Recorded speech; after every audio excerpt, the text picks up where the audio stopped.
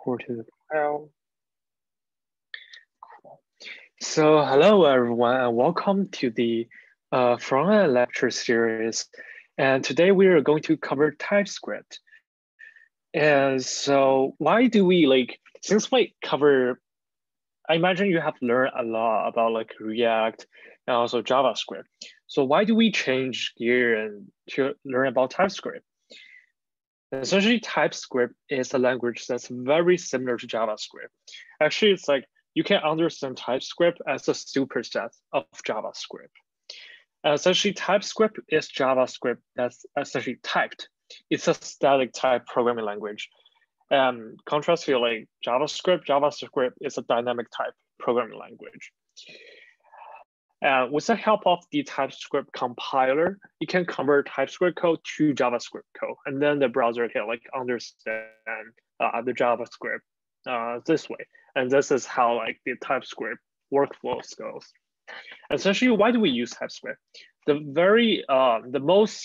biggest selling point of TypeScript is they have static type checking, and it may does not seem that a lot when you first use it in some very simple project. However, when the project becomes larger and more complex, it's very, very crucial to have the right type.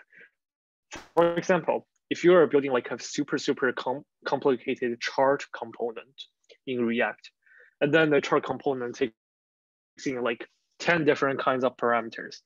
If you are using JavaScript, it will be very, very hard to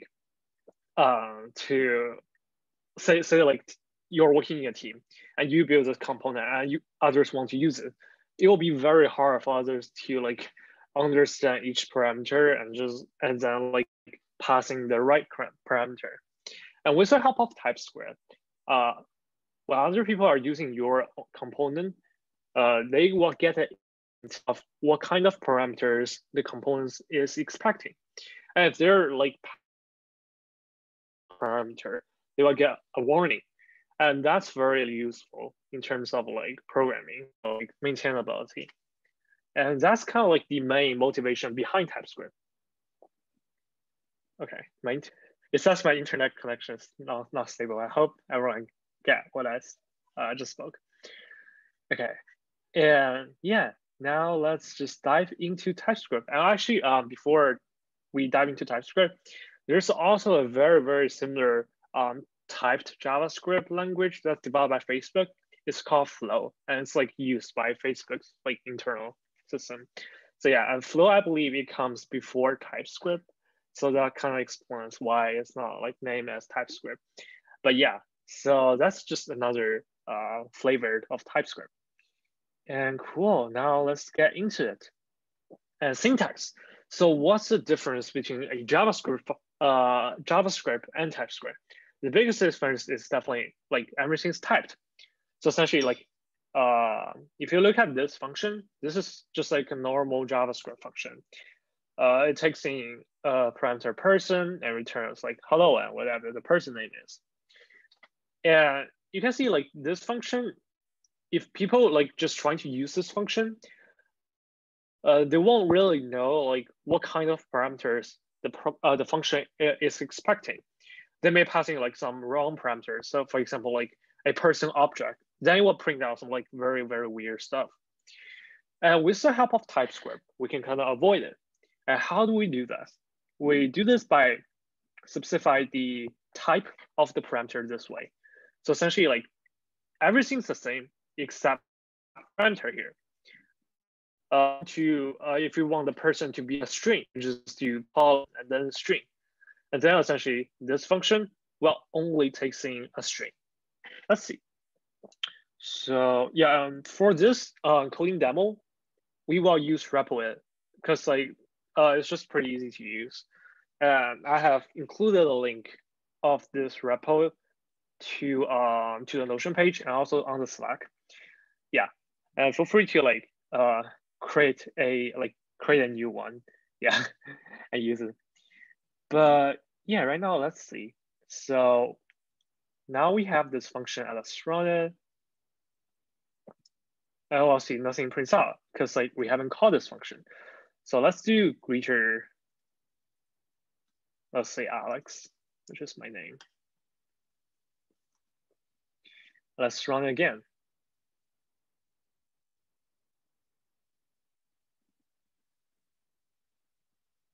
Oh, yeah, I forgot to console.log the whole thing because like it's only returning, it's not console.log. Sorry about that.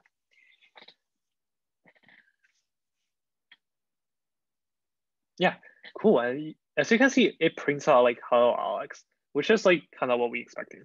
Like this is like pretty common, I'll say.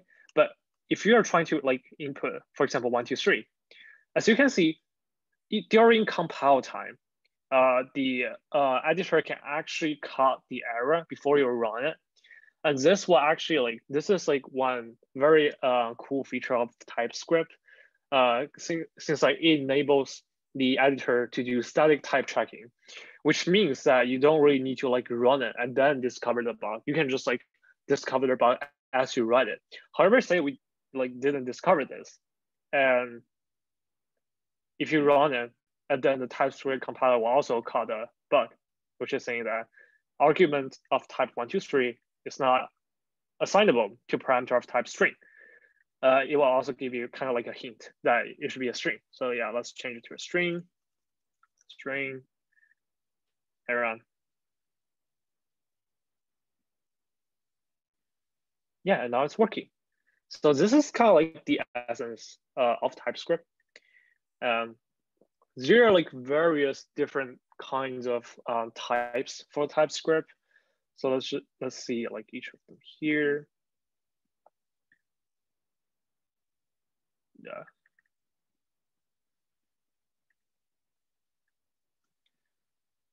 So here you see like different types of variables. Cannot redeclare. Let's just change its name. Yeah, change it to, I don't know, my name. Cool.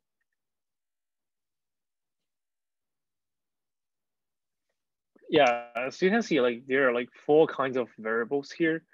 And these 4 variables have different kinds of types. And the first variable is a string. And so it's essentially a string. The second variable is a number. And usually like in Java, you may call it like integer, but in TypeScript, we all treat it as like just a number. And if you want to use an array, you can do like number and then like a square bracket afterwards. The type syntax is essentially very similar to the ones in Java, I would say. And here,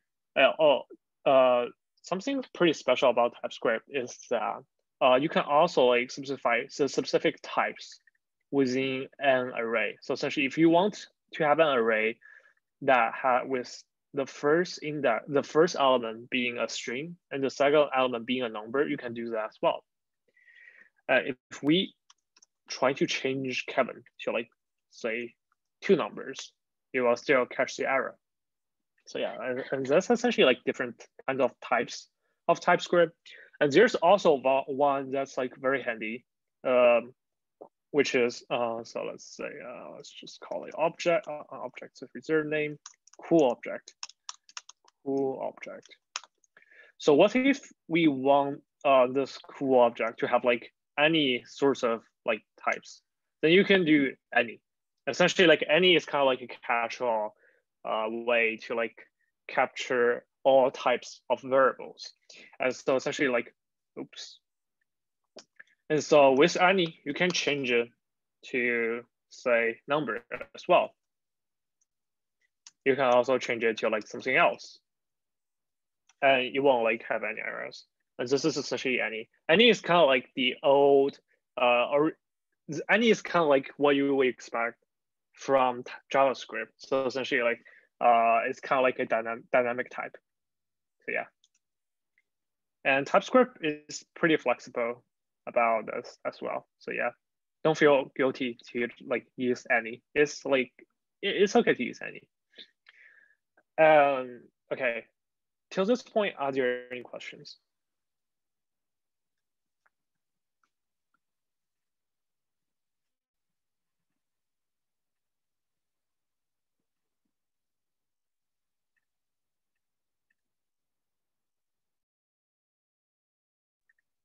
Cool. Okay, so let's move on.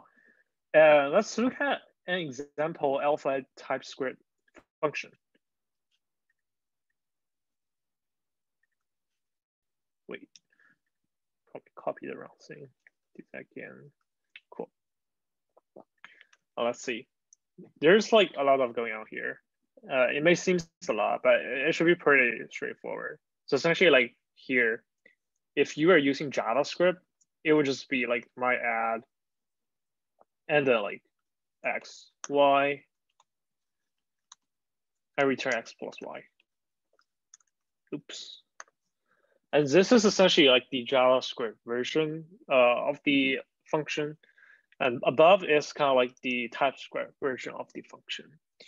And so for TypeScript function version of the function, it's saying that we're taking two parameters. The first parameter will be x, it should be a number. The second parameter will be y, it should also be a number. And the return type should also be a number. Essentially, like with the help of TypeScript, you're able to like specify like two kinds of type. The first is the input type, and second is the output type. Let's try like my add. So console.log. My add, let's just say 2, 3. Run it. We'll get 5. Hopefully, yeah, we got 5. And if we're like trying to use something different, you can see like the compiler is already catching the error. And if we're trying to return something different, so say like 23, and you can see that like if you're trying to return something like not of type number, so here's a string, it will also catch the error inside the function.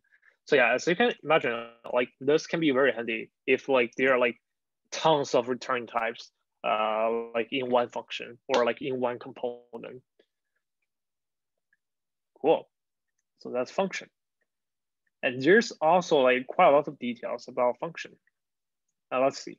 So essentially here are two different ways that TypeScript provides for the user to define types for a function.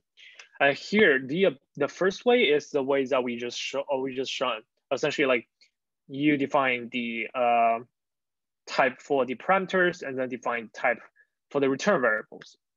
And however, TypeScript also provides another way for you to define the types for a function. And how to define this is essentially you do this for the entire function.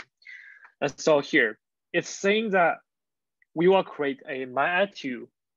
Okay, here it should be myadd2, yeah. So you will create myadd2 function, and the function will have a type. And the type of the function will be like this. So essentially like this part here will be the function type declaration. And then it will be followed by a function. And this is kind of like another way that you can define a TypeScript function. So instead of like defining the type of the variables inline, you can kind of like think of this as like inline method. You can also define it like as a whole. So essentially like you define the function type for the entire method. As you can see here, here the function takes in two variables. One is base value, which is like x, and one is increment, which is like y. And both of them should be number, and will also return a number. And myadd2 essentially like functions the same way as like myadd, because like these two essentially are the same thing. However, one pretty cool feature about this is that, as you can see here, it's not showing x and y, it's showing like base value and increment in the kind of like the hint from the editor. And this can be like pretty good if you want to like have a like a more comprehensive hint instead of like just a x and y, and you also want to like keep the simplicity of using an x and y. Yeah, so this is kind of like a pretty neat way to like use this. So let's do 2 and 3, console.log.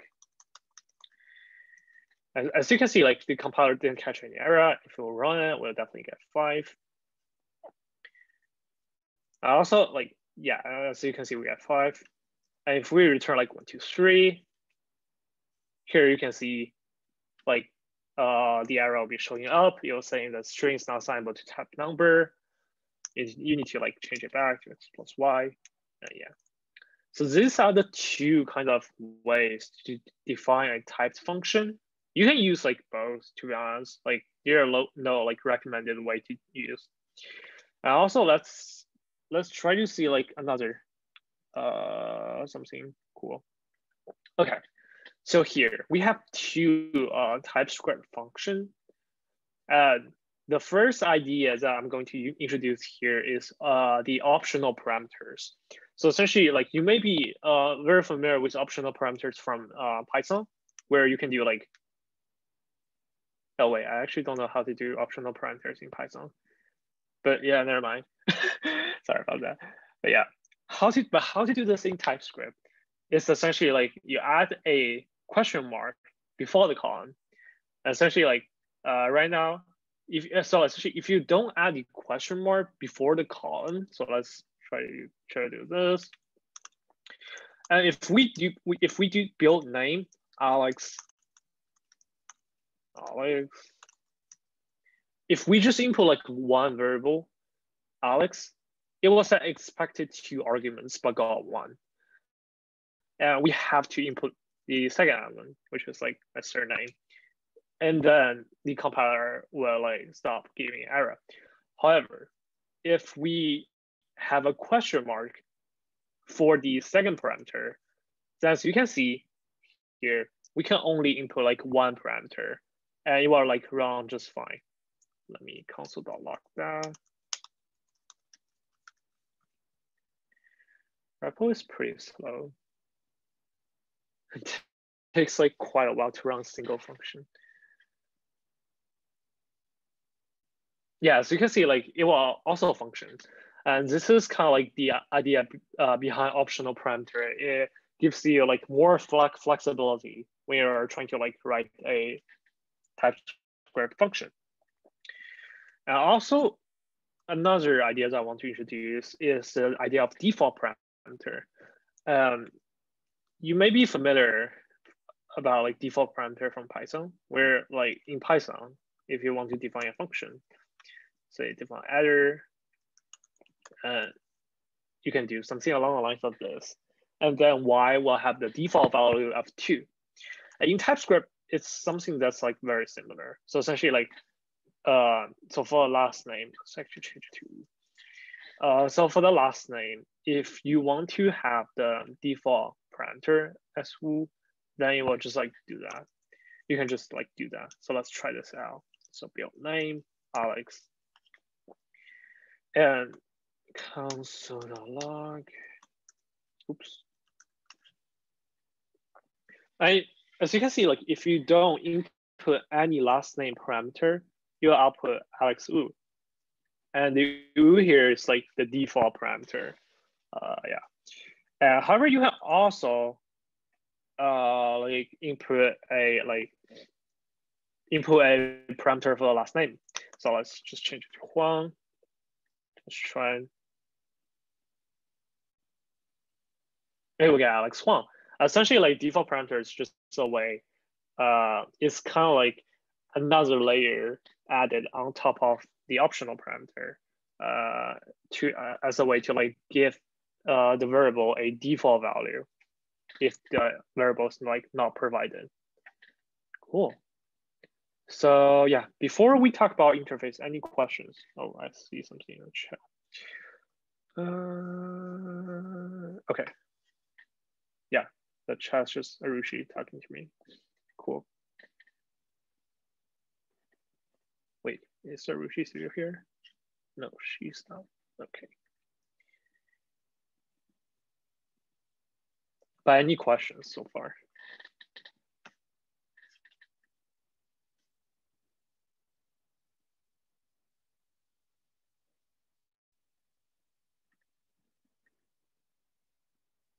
Cool. So let's move on and talk about the more exciting stuff about TypeScript. And so one very, very exciting stuff about TypeScript is the idea of interface. And why do we bother to use interface? Essentially, like by building an interface for your React component, you're able to like export the interface to all the people that like is using your code base. And other people can just like, okay, so how should we use this component? They can just take a look at the interface and they'll have a very good idea about like how should they use this component. Let's see a very simple example. Interface definitely it works like anything. So here the example is on a function. Just like I've mentioned, you can also use it on a component. You can essentially like treat it as a TypeScript object. Now let's see. So here, first of all, how do we define an interface? We define it through the keyword interface. And then we do it like this way. It's very similar to like a object literal in JavaScript. And then after we define the interface, we can like directly use it. And how do we use it? It's essentially like now the interface person just becomes a TypeScript type. And you can use person as a type as well, like everywhere.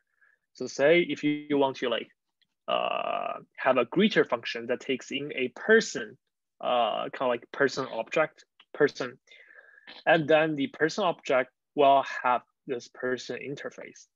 Essentially, like it can only take in an object that has a first name attribute and a last name attribute, and nothing more and nothing less. And here we define a user variable. You can also like do it this way, just to be like more TypeScript-ish.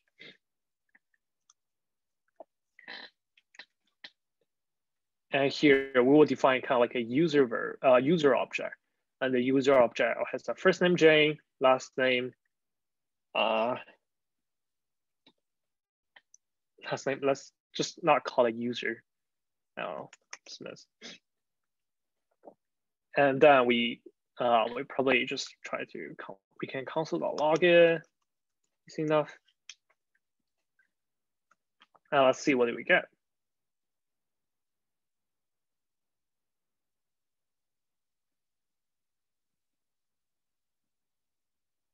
We should be getting like Jane Smith. I mean, actually, hello, Jane Smith. Yeah, hello, Jane Smith. And if we add like another variable here, so for example, like age 22, and you can, as you can see, like first of all, it won't pass the compiler. Oh yeah. First of all, I missed that column, and then since like it has a type, since it belongs to the interface person, then it cannot have this like age attribute. And then like if we are trying to like passing say something like different, so let's just say like first name. So instead of first name, we're passing first and last name.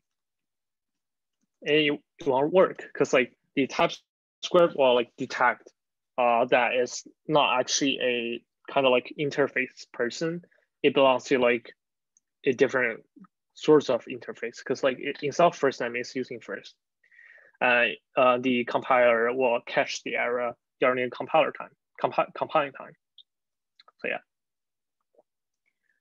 And this is essentially like the idea behind interface. It's a very easy way to allow you to like capture all the parameters in kind of like one object, one defined type. And you can also, so essentially like we're covering some like basic use case for interface.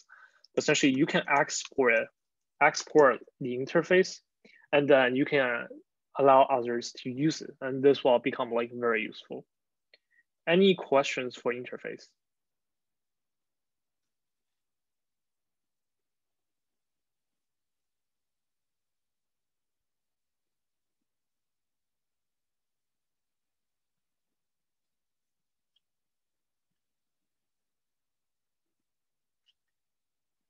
Cool. Okay. So now let's move on to talk about classes. And classes is essentially a very, very core idea behind object-oriented programming. And TypeScript definitely support classes. And it also supports like lots of cool features that kind of like JavaScript does not support, which is like some of these features are very common in like some very like object-oriented programming heavy languages. Let's see. So here, we have defined a class, which is a person. And the person has a variable, has a class variable of name. And then the name has like a protected type. And it's also a string. And we'll be talking about what's protected in a second. But now, yeah, here we have a person class. We also have an employee class. And the employee class here is a subclass of the person. So essentially like employee extends person. And here there's like a private variable for employee defined here. Now also there's a constructor takes in 2 variables. There's also a public method that employee instance can be called on. Let's see. There are 2 core ideas that I want to like touch on here. One is private and one is protected. So essentially like these 2 are the core ideas behind it. Let's copy and paste here. Oops. And first of all, private variable cannot be accessed from outside of its containing class. And this should be like expected because like this is how like private variable works. It's very similar like in Java and essentially when you define private department, and so say you want to like, so right now here, Howard, we have defined as like a new employee called Howard with department of sales. And if we try to like get the department of Howard, we can see that like we cannot really print it out. And if we hover on the arrow, it says that the property department is private, which means that we cannot really access it outside of the class. And the only way to like access the department variable is through the getElevatorPitch, which is like a method that's inside the class employee. So essentially this getElevatorPitch method kind of becomes a privileged function that get access to some private variables that's defined like within this class. And if we run it, we have called the getElevatorPitch here. As you can see here in the console, it prints out like my name is Howard, I'm working sales. However, if we do it this way, we will not get like the private variable printout. And so that's private. And what's the difference between a protected variable versus a private variable? Essentially protected, it's actually called modifier. Yeah, and protected modifier acts very similar to private modifier. However, the members declared protected can also be accessed within deriving classes. So essentially here, you can see that the protected variable are defined within the person class. And here, the employee is a subclass of the person class.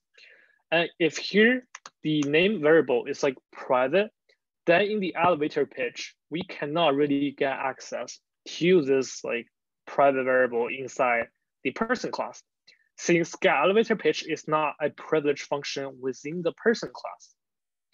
However, if we change it to protected, change it back to protected, then you can see like we can still get access to the protected variable within the person class. So essentially, the only difference between protected and private is that private does not allow you to access it outside of its class in any cases. However, protected allows you to access a variable only if the class that's like defined, or only if like where you are using the variable is like in the class or in its deriving classes. And deriving classes essentially it's like the same meaning of like children classes. And employee is a children class of person, since it extends person class. And then as a result, we can get the access to this .name. And we can actually try this out. So essentially like right now, as you can see, we just print out the get visitor page, and we have successfully accessed the this.name variable. However, if we change it to private, we'll definitely first of all, we'll definitely get a compiler error. And secondly, we'll get a runtime error. Actually, here, it's also a compiler error. But essentially, TypeScript will not allow you to access a private variable, even if it's from a deriving class. And so that's for the private variable and also protected variable. Any questions on that? Or class in general?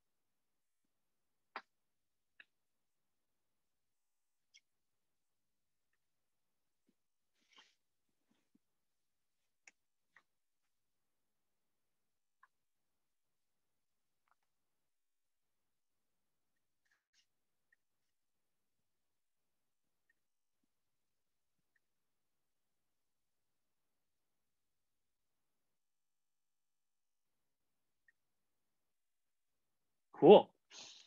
Okay. Yeah, cool. Okay. Since we don't really have any questions, let's move on to kind of the second part of this lecture. Well, we'll be going over how to use TypeScript in real life, in a real React project. And how to, first of all, creating a TypeScript project versus creating a React project is slightly different. Creating a JavaScript project is slightly different. You can definitely convert the JavaScript project into a TypeScript project in a later stage. However, it will be much easier to just create the project as a TypeScript project. So essentially, how to create a TypeScript project is through this. And usually, you will create a JavaScript React project just doing npx create React app. However, to change it to kind of a TypeScript style, you can use this command. Let's copy it, navigate to the live demo. Let's create. And essentially, it will download a bunch of stuff, and it will automatically configure your React project into a TypeScript React project, so that you don't really need to set up anything. It's pretty straightforward.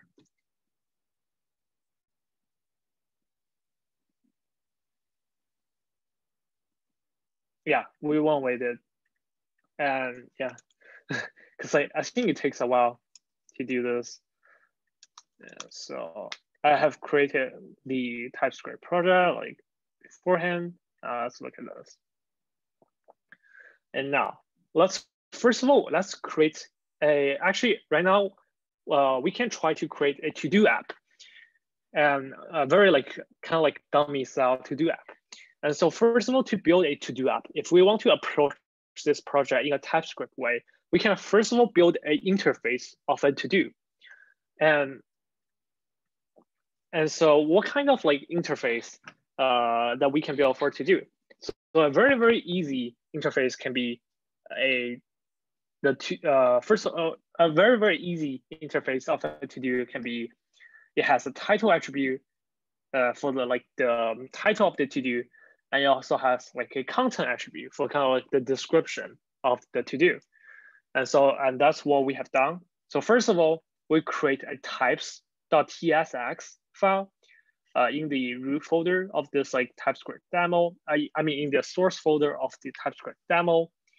And notice that the TypeScript file has a suffix of ts, and tsx is just very similar to JSX. It's kind of like TypeScript but with a syntax sugar.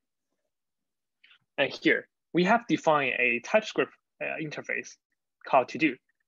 And to-do has two attributes, title and content. Also, we export it. Here's some question in the chat. For protected variable, deriving classes can also change their values. Yes, essentially that's the main difference between protected and private. For protected variables, deriving classes can change their value. Cool. Yeah. So essentially here, we have defined an interface. And to use it, we export it.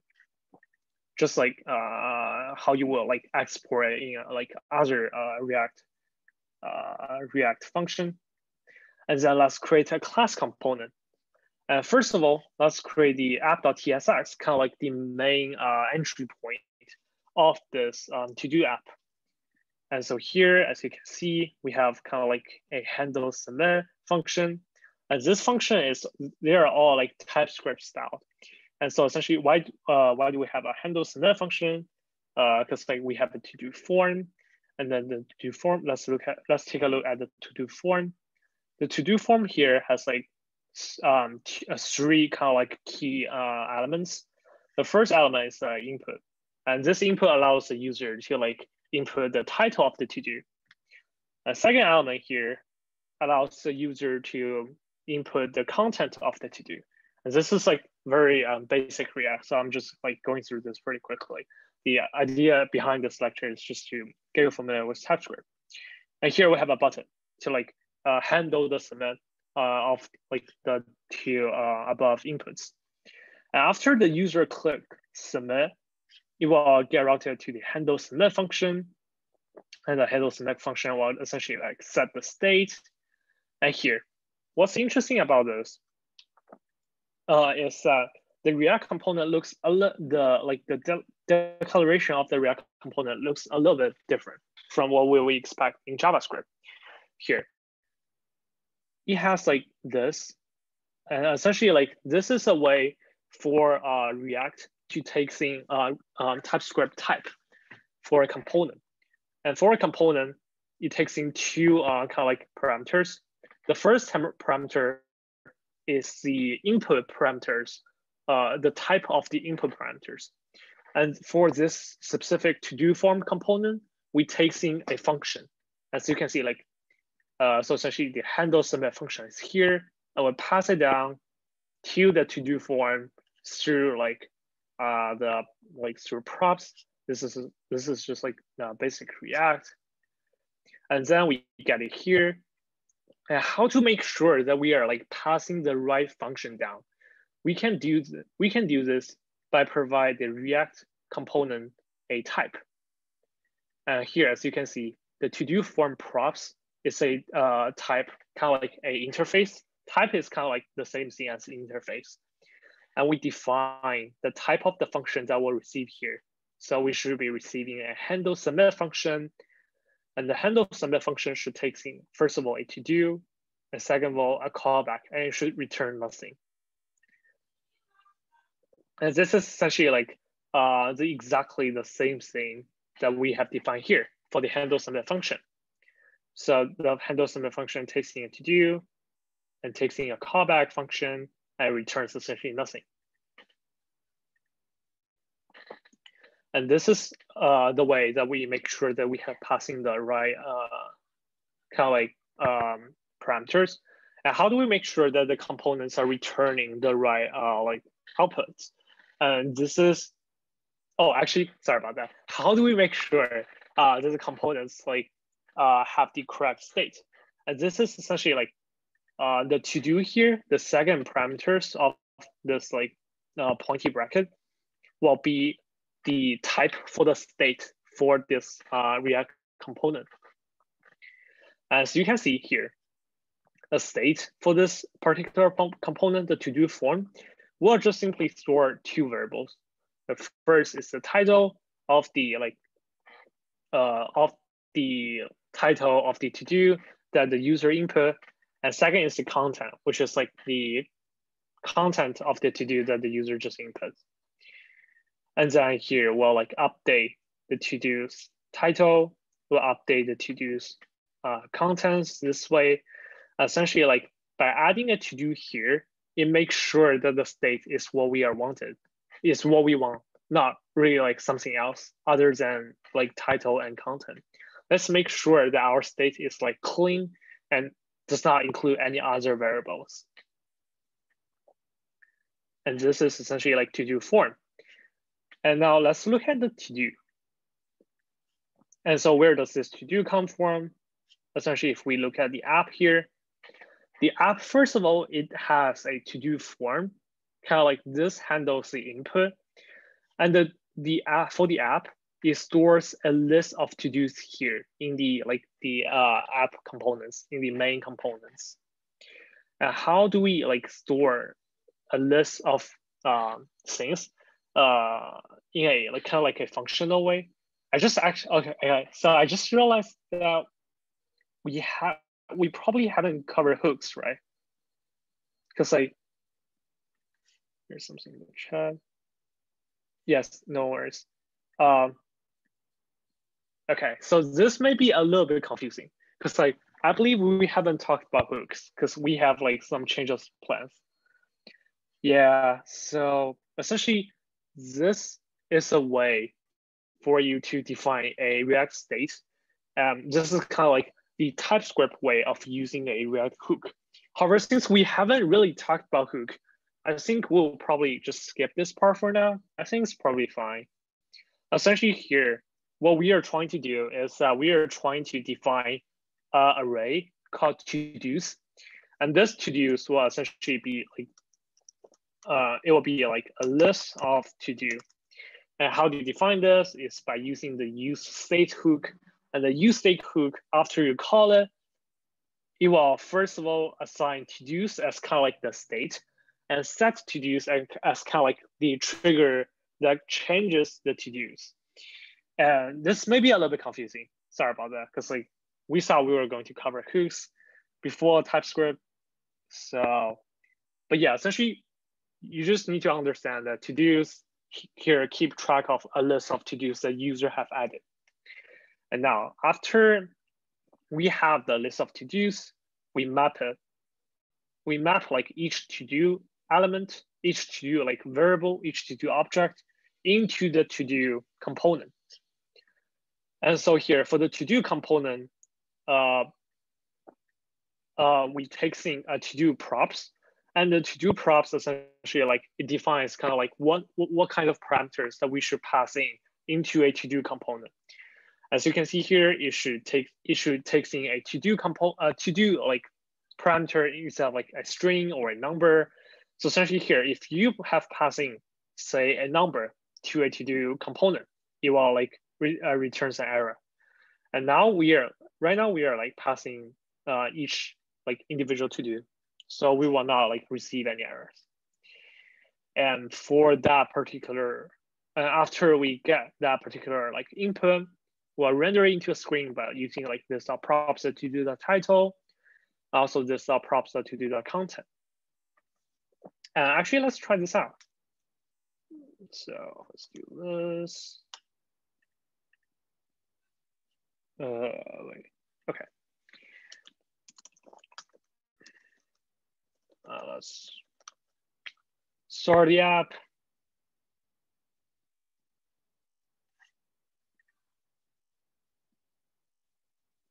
Oh, wow, it's so bright.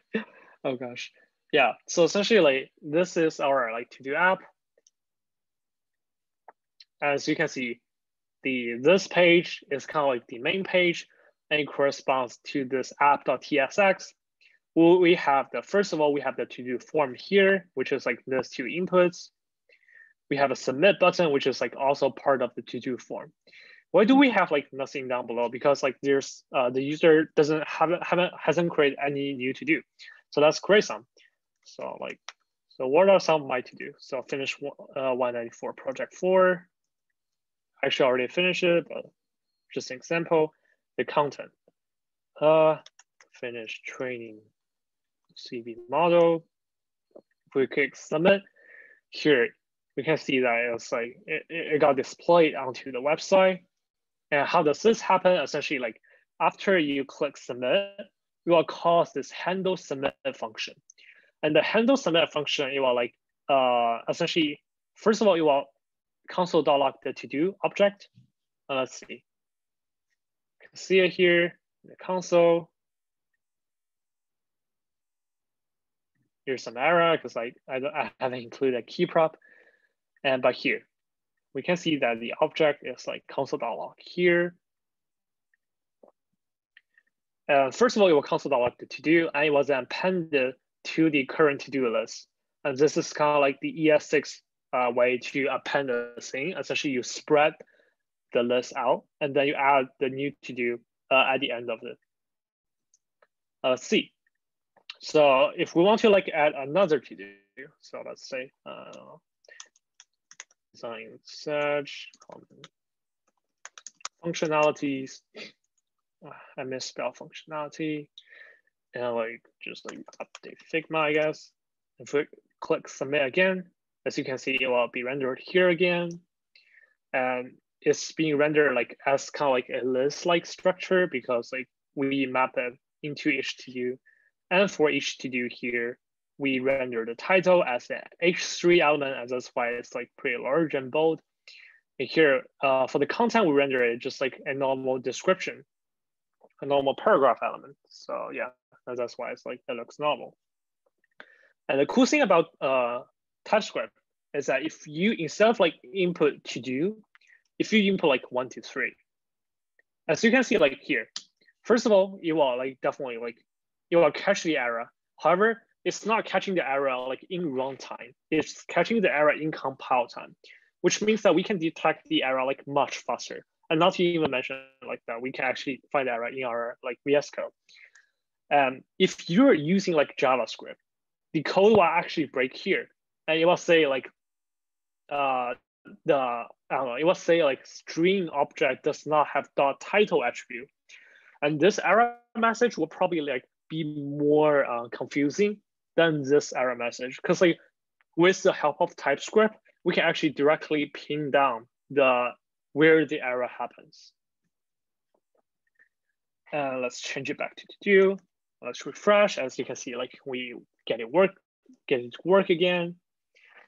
So essentially, yeah, and that's essentially the main motivation for us to use TypeScript for React instead of like using JavaScript.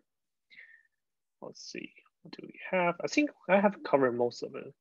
Yeah, since we have not really talked about hook, I cannot really go into like details about functional components. Let's see. What did you put into the types file? Okay. So essentially like, yeah, so for the types file, it's a interface. It's just like the thing that we've talked about in here. It's a interface, just like the interface that we have created like beforehand for the person. But now we just create an interface for to do. And we can export it.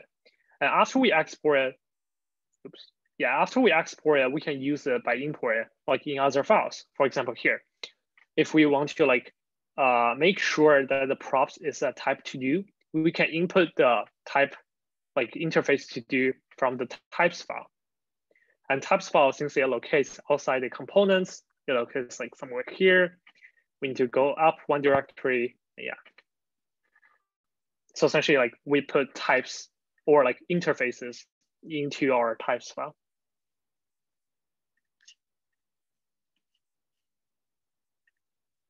Cool. Yeah, any other questions? Actually, I think, yeah, that's pretty much it for our lecture today. It's pretty quick because like, yeah, it's just a brief introduction of TypeScript. Yeah. Also feel free to leave if you like don't actually have any questions. And we will stop the recording here.